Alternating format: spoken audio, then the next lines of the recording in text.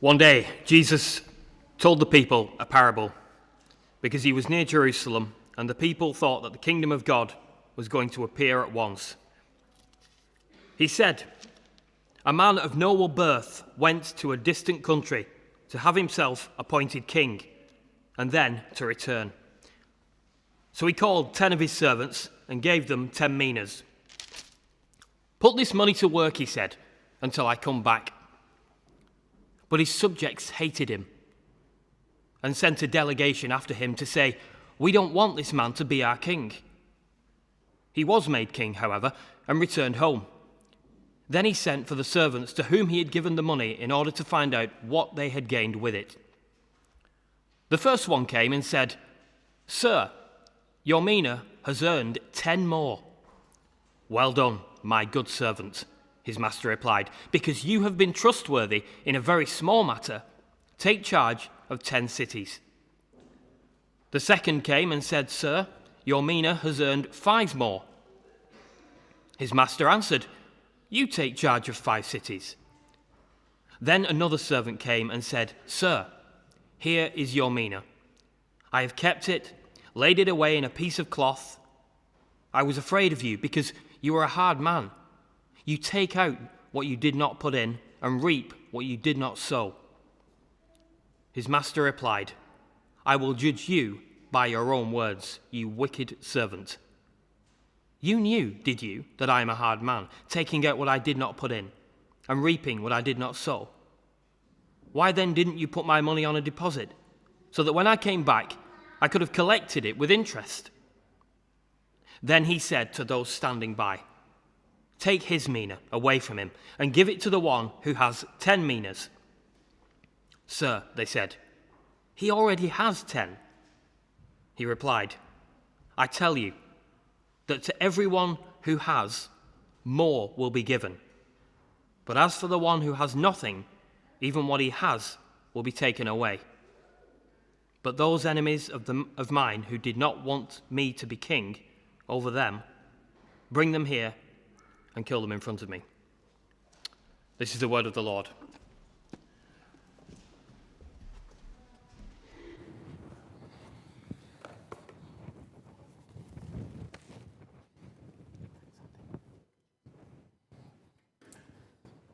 Well, good morning to you all, and wherever you are this morning, and we trust that you will take from this word that we're going to share this morning with you.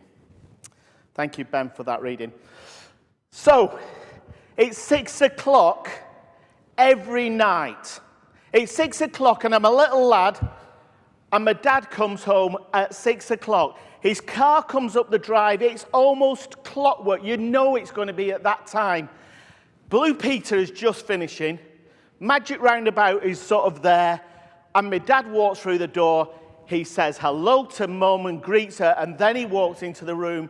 And the 2 brothers and myself, my dad asks the same question every night. And he says, "What do you know? What do you know? What do you know?" It's almost as though he's just asking us, "What have you done today? Where have you been?" He wants to know. And you quickly learn what not to answer. "Oh, I stayed in bed all day, Dad." Or, "I've done nothing. I know nothing." Because that wasn't a very wise answer. You see, my dad wanted to know what his investment was doing. It was the same when I went away to school or when I was at university. The first thing Dad would say to me, "What do you know? What do you know?" He wanted to know that I'd been learning and taking on, and I was going to be a good investment. And that's our question for today. God's asking us as we come out of, hopefully, lockdown, what do we know? What do we know? What have you done? What are you going to do? Ask yourself, what's God seeing in me? What have I got to offer? And am I using it right now? Have I been using it? What are his plans for us? And have I shared those plans with others? And our Bible reading, which we've had twice there, really explains what it's about. You see, that time Jesus was coming into Jerusalem. It wasn't many days away that he would be on that triumphant. And everyone around was really excited that Jesus was coming. And they were getting all excited because this king was going to throw over the Romans. And instead, Jesus knows what's going to happen. So he says this warning, this parable, that he's going to get rejected. And also, he knows that he's going to go away. And he's not going to be around for much longer. And so he's telling them that to get ready. He's telling them that, you're going to need to engage in helping the kingdom because I'm not going to be around here. Jesus expects his followers to be faithful servants. So he told this parable. And in the parable, the first person we meet is the nobleman. He's a rich man. He's well thought of in that area, or he thinks he's well thought of. And he's going to go away.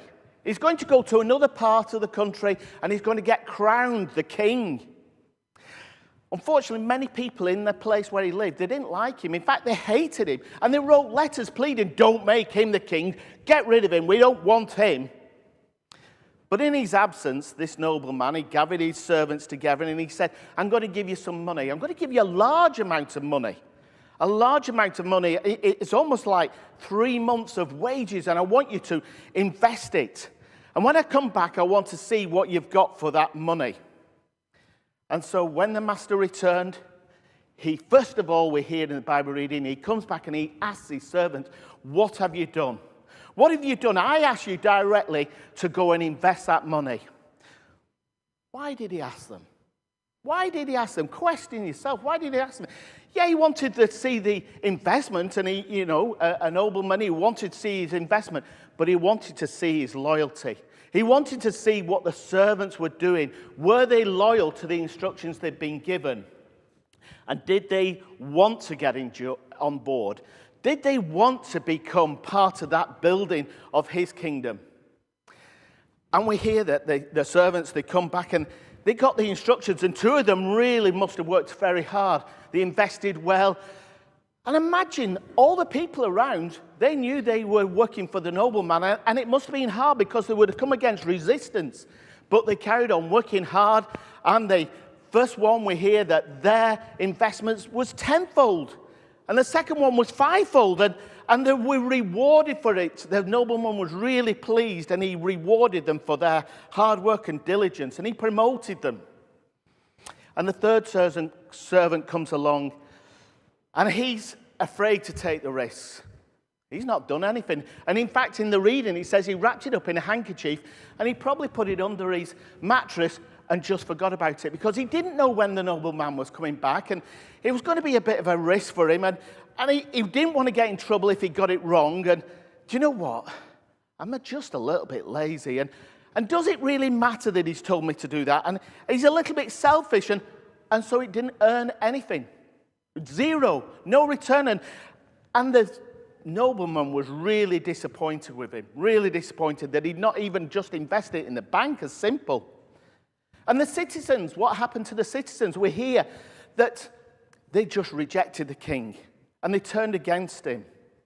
So what does this parable mean for us? The nobleman in the parable is Jesus. And Jesus tells this parable immediately before he's going to Jerusalem. Remember, the crowd were all saying, "Blessed is the King who comes in the name of the Lord." Jesus knew that that was going to be said. And so he offers a warning. He offers a warning that that crowd would soon reject him.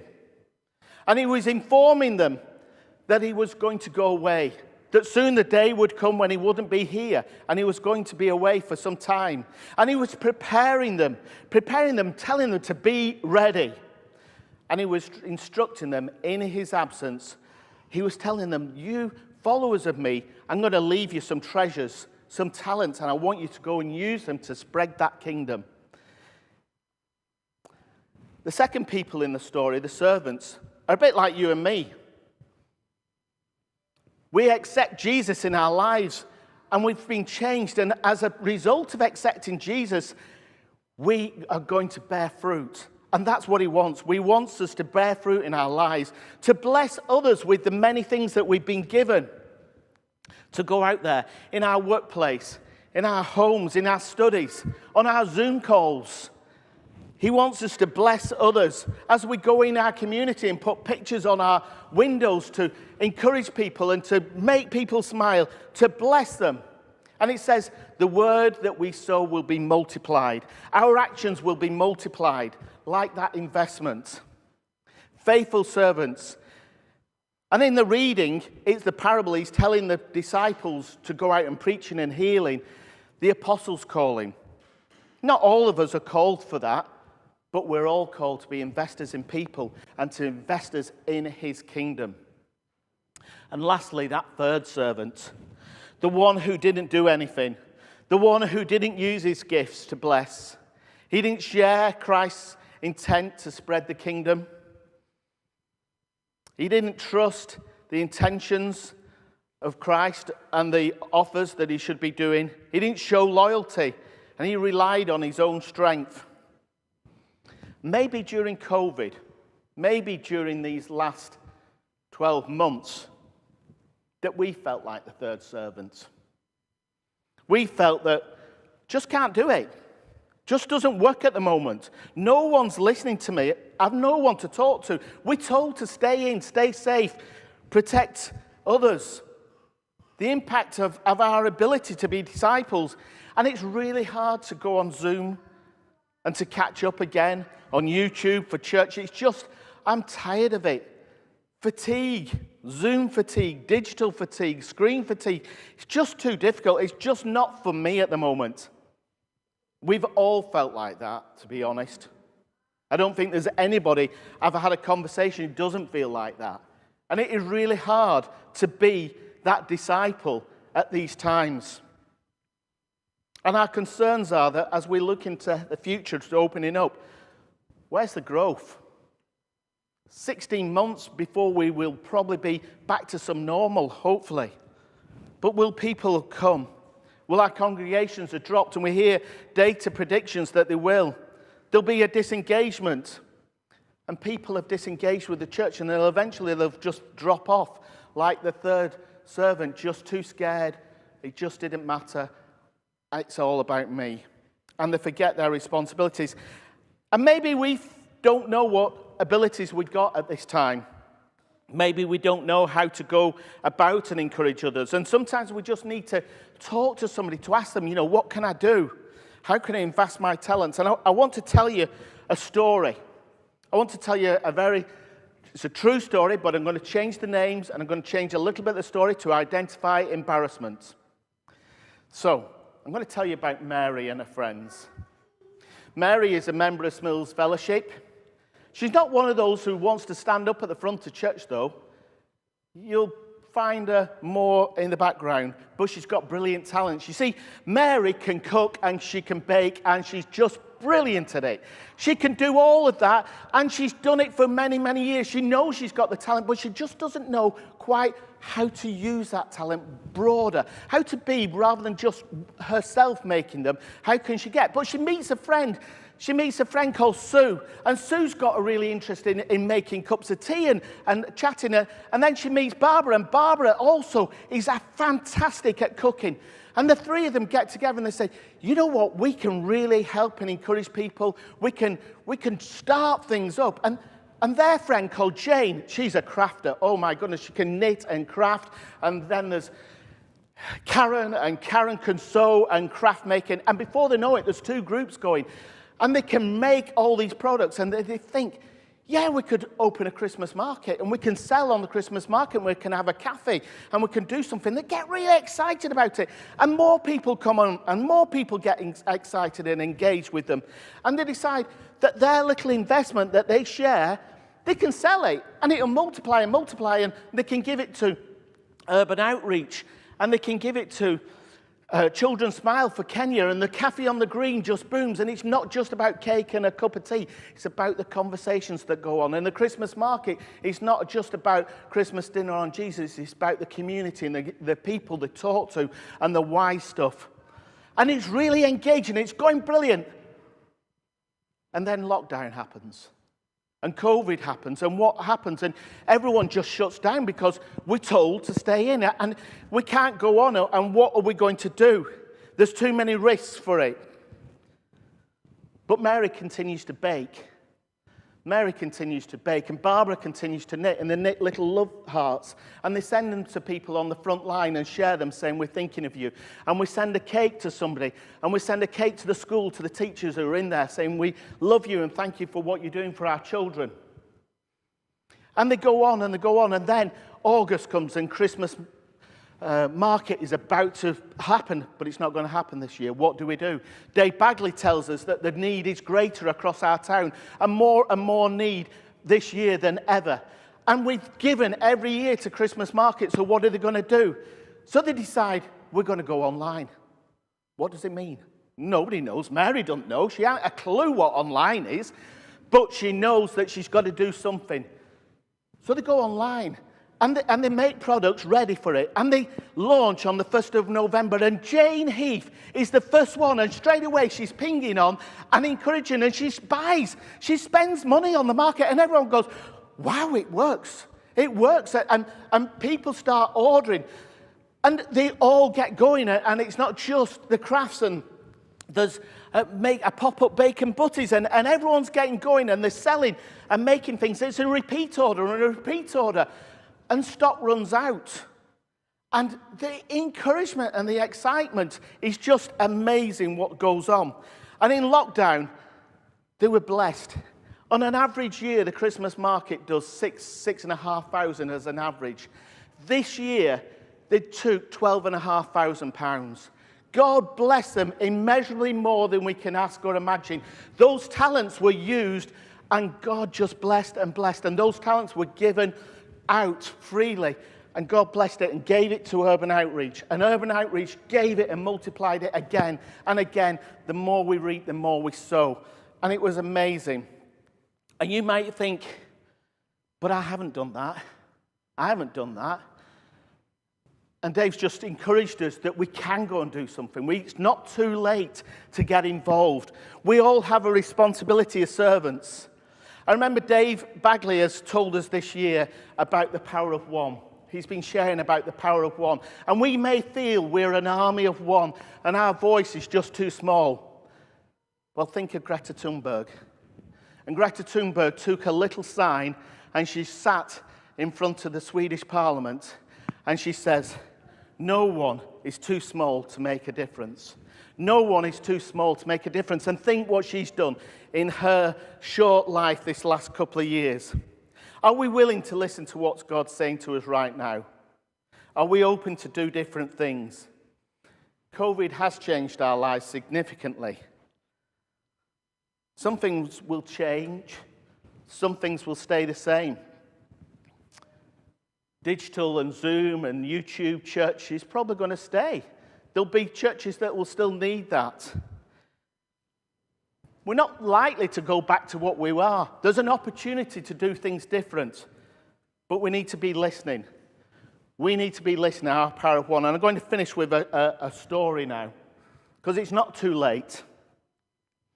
I'm just going to, all this excitement, just going to have a quick drink.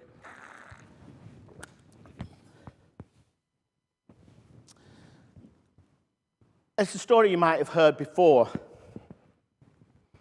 It's a story of an old man who has a habit of walking every day, and he goes over the hilltops down to the beach to see there. And there's been a storm the night before, and on the beach he sees a person dancing away around the beach, and he goes up to have a look, and they're not dancing, and he sees it's a woman. And she's picking up starfish. And she gets the starfish and she gently goes over and puts it into the waves. And it goes off. And the man goes up to her and said, what are you doing? And she says, the sun's come out, the tide's going out, and there's a lot of starfish that don't need my help. And he says, but look, the beach is mile long. There's thousands of starfish. You can't make that difference. And the woman bends down and she picks up another one and she pauses and then she throws it back into the sea. And she said, Yeah, but I've made a difference to that one. She's made a difference to that one. And to this one. The story doesn't finish there. The old man goes back and shares what he's seen to the community. They come down and they start putting starfish back into the sea. And the word gets round and the TV cameras come and social media gets going and going and going. And the word gets out and this story goes global, that one person can make a difference.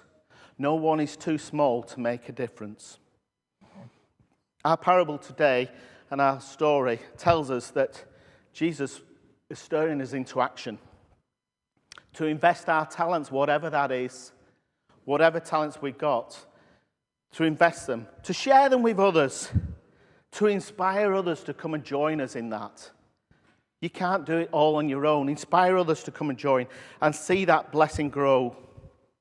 One day when he returns, we will have to give an account of what we did. The things that he gave us, the talents that he gave us, and we'll be asked the question, what do you know? What do you know? Thank you.